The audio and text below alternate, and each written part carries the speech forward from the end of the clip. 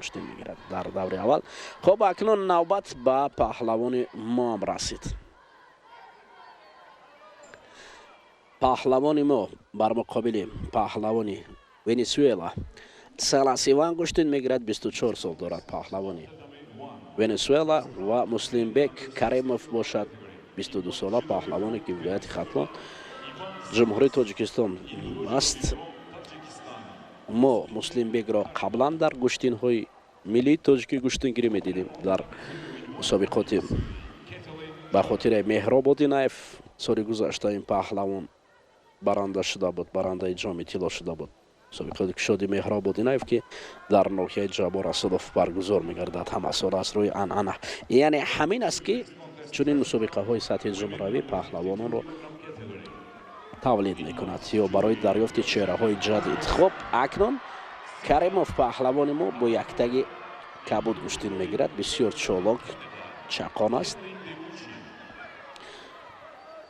вале ягона заифи паҳлавонони мо дар он аст ки доимо дар ҳолати огаҳ набудан аз усулҳои гӯштини ҷудо шидо барои паҳлавонони мо медиҳанд, вале бояд онҳо пуртаҷриба шуда бошанд ва гӯштинашон ҳам хуб шуда бошад ки ҳоло ҷавонон ҳастанд. Муслимбек Каримов нисбат ба Иван Салас ҳоло дар рақобат фаъолтар аст.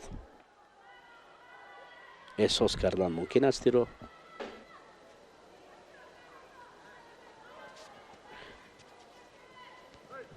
ин ҷавон паҳлавони мо қариб ҷо усуле ки Салас интихоб кард анқариб ки паҳлавони моро аз пой афтонад, вале Муслимбек Каримов дар дифоъ хубтар буд.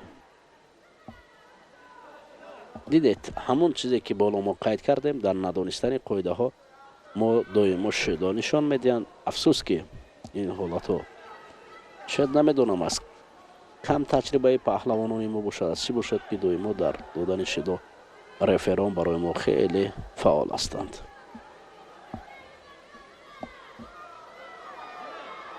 шудо дар табло пайдо шуд. акнун корди зарди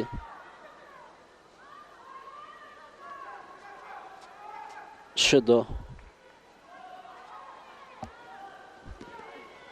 каме роҳи паҳлавони моро хира месозад. аммо гиребон задани Муслимбек Каримов боз аз ҷониби довар шудои навбатиро медиҳад. дидед аллакай ду шудо барои Муслимбек Каримов нишон доданд. фикр мекунам баъд аз ду шудо додан аллакай роҳияи паҳлавонон дигар хаста мешавад ва фаъолам бошанд. баъдан роҳ афтода мешаванд. хуб ба ҳар ҳол куштин идома дорад. мо умедворем ки ҷо амале анҷом дода мешавад махсусан аз ҷониби Муслимбек Каримов.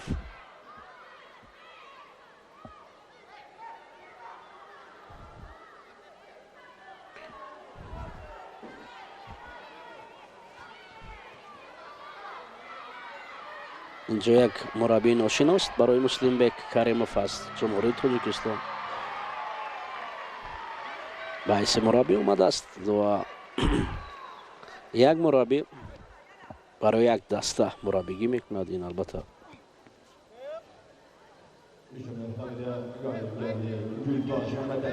барои паҳлавонон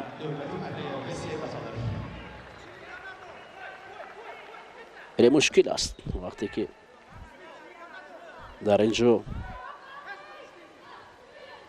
рақобат мекунанд. хуб ба ҳар ҳол меравем. Муслимбек ҳоло рақибаш ҳам як шудо гирифт. ин имконияти хуб аст то фаъол гардад ва Саласи венесуэлагиро дар муқобили ӯ фаъол бошад.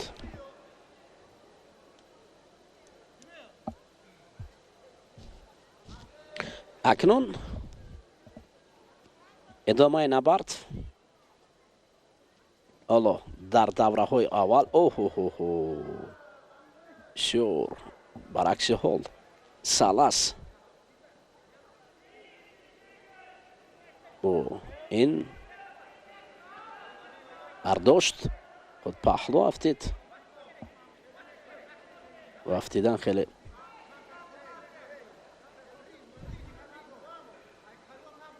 ضربه هم آورد به سریو. مسلم کریموف اکنون باید اینجا از فرصتی خوب استفاده برد و فعال شود.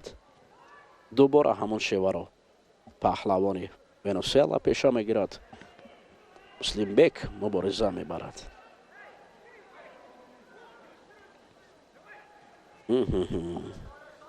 هر دوی یک سمت گوشتن میگیرند.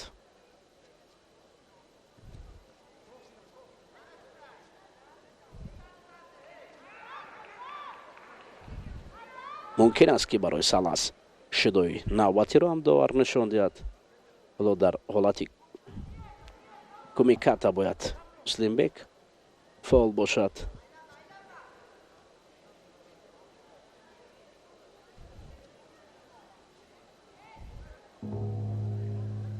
گلدن سکو می رود. این نبرد با گلدن سکو می رود.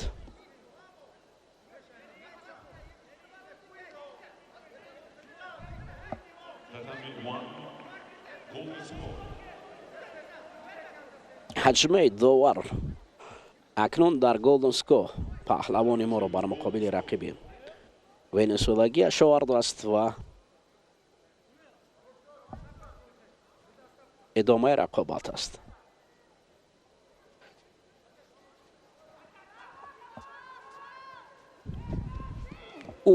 سر کتف بسیار سیانگه اولی رو سالسی رقیبی مسلم بک با کار برد و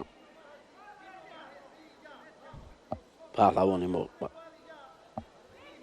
باید مسلم بک فعال باشد.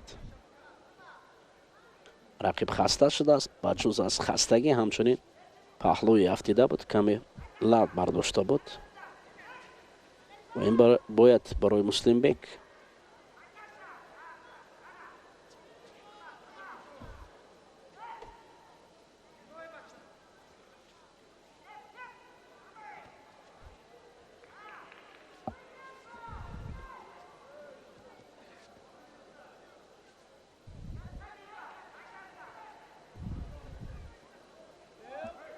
اگر به هر دو پهلوان شدو دهند پس ما ترک میدان میکنیم. اگر برای سالس دهند ما گوشتین میگیریم.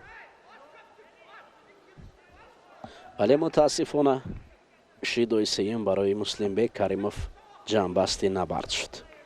افسوس که مسلم بک در